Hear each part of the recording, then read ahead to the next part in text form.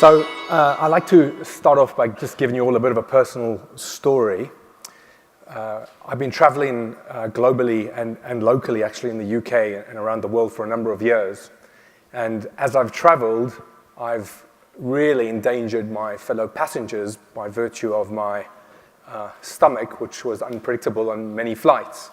So over the years, what I did was I learned that I could overcome that by maybe just not eating on a plane or not eating before I get on a plane, or maybe just ordering a fruit platter when I got onto the plane.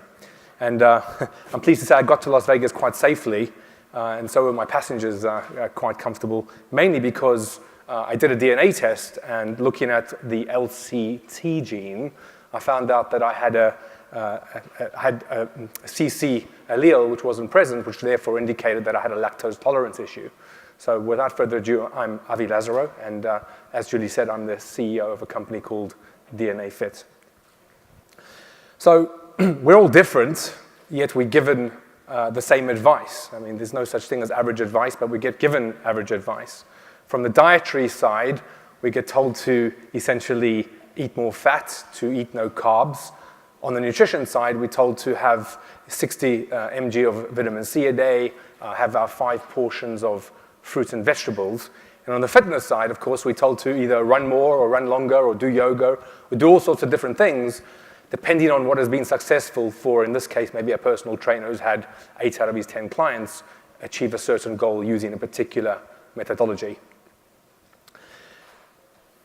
I'm not sure how many of you drink coffee, but I love coffee. And I've already had 4 cups before I began this presentation. And I could probably have another 4 or 5 cups later on today. And the truth is that I'll sleep like a baby. My wife, on the other hand, she has 4 cups a day. And if you pass 4 cups of coffee a day, if she has more than 4 cups past 11 a.m., what she finds is she can't sleep, she becomes very anxious. And actually, there's a gene called the CYP1A2 gene, which determines how quick you metabolize caffeine. And it's interesting because in the UK and now in the US, of course, one of the most well-read publications and newspapers is the Daily Mail. So you pick up the Daily Mail one day on the way to work and you read the Daily Mail and it says more than 4 cups of coffee a day is bad for you.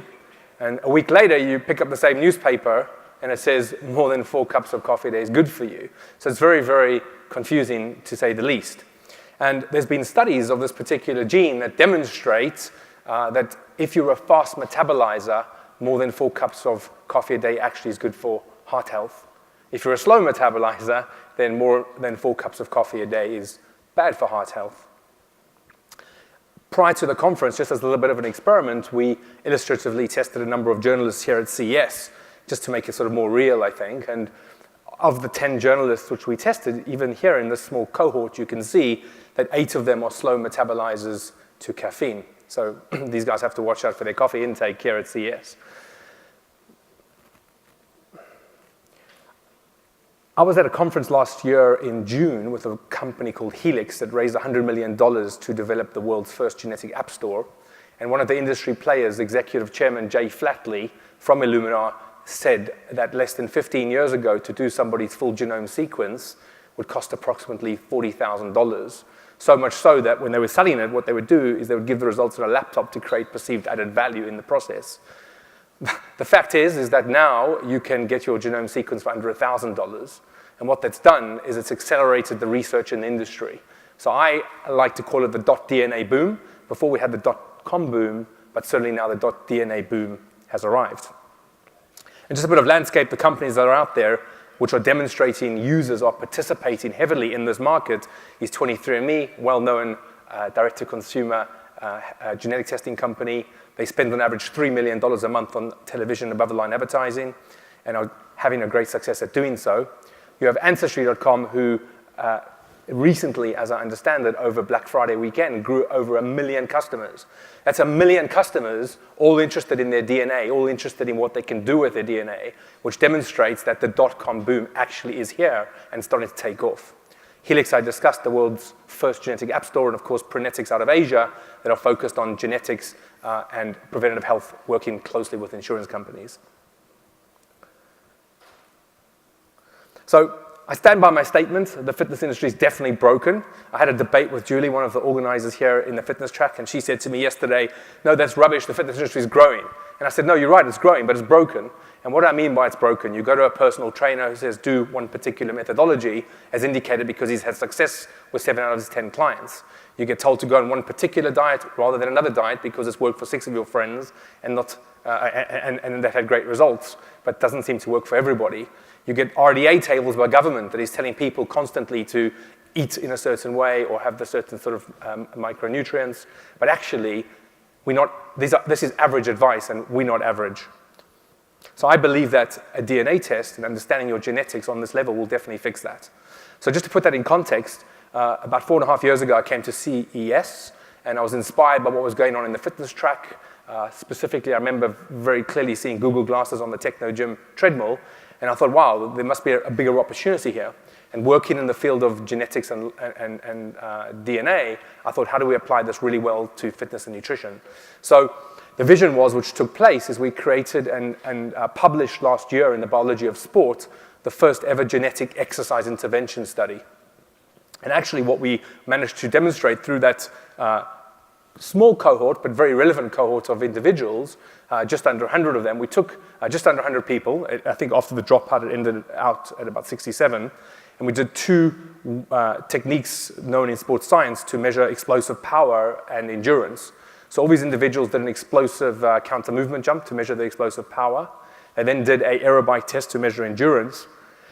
And we put them on a training plan for 12 weeks. And what we found was when we remeasured these individuals, the ones that actually were genetically matched to our power endurance algorithm, our training intensity response, were 3 times better at those measurements than the ones that weren't. And that's quite significant. And as a company, by the way, in the world of academia, where individuals and scientists are always debating the science, I think it really helped us define the industry moving forward.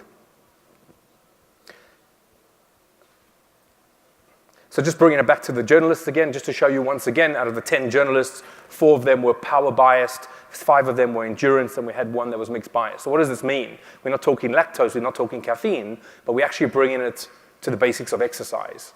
So again, we're all very different, and therefore we should be exercising differently too. Just to emphasize that genetics isn't everything.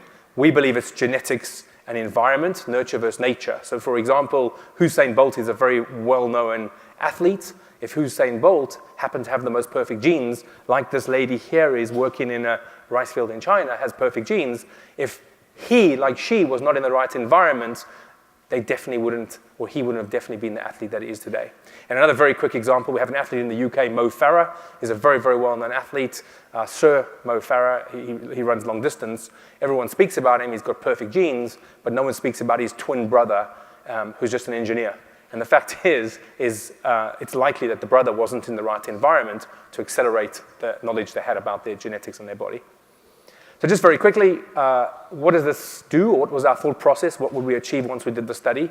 We are hoping that there would be global sporting fraternities that would start embracing genetics as a way forward in sport.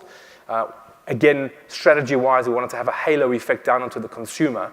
We wanted to make sure that the consumer who obviously look up to these professional athletes, would see that this is the way forward and start adopting this technology. We wanted to roll it out in gyms globally. We wanted to integrate with gym equipment, and therefore obviously increase people's motivation and adherence. So this wasn't just vision, we turned it into reality. So these are just some very basic examples, but obviously it's a lot broader than that. This year, the Egyptian national team qualified for the World Cup the first time since 1992. I'm not saying that genetics was everything, but we definitely helped them optimize their performance using genetics.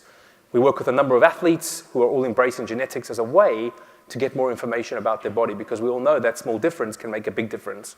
And I work with a number of Olympic athletes in my company, and I'm certainly not an Olympian. I call myself a fellow Olympian when I'm with them as a joke, because actually what they told me was, through my own process, when I wanted to lose weight, for example, don't try to think about short-term goals. Think about your own personal Olympics. So I did exactly that, and hence I use genetics to help do that.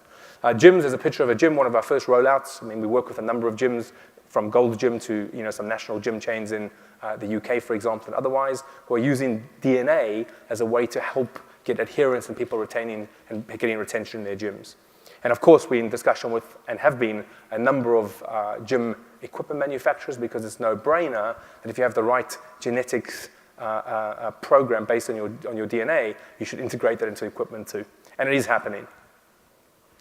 So I wanted to just mention that it's not just direct to consumer, it's not sort of just gymnasiums and personal trainers and nutritionists, but actually enterprise organizations are embracing this too. I mean, we all know in enterprise there's things like pharmacogenomics, how well you metabolize drugs for healthcare, there's cancer screening tests, for example. But what we do, and where this is going, is nothing diagnostic at all. It's simply just information. There's no scary news about how you can improve your nutrition and your fitness and get better results. So these are just, for example, some of the clients that we already are working with and have embraced genetics for nutrition and fitness. So in summary, better information, such as understanding your DNA, your microbiome, your blood markers, can only lead to educated decisions.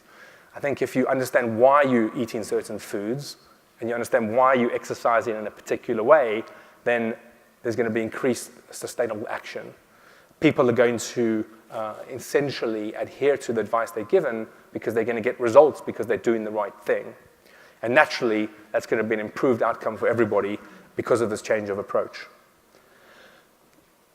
So again, I think the fitness industry is broken, and if you just take a simple DNA test, I think you can contribute to fixing it moving forward. Thank you.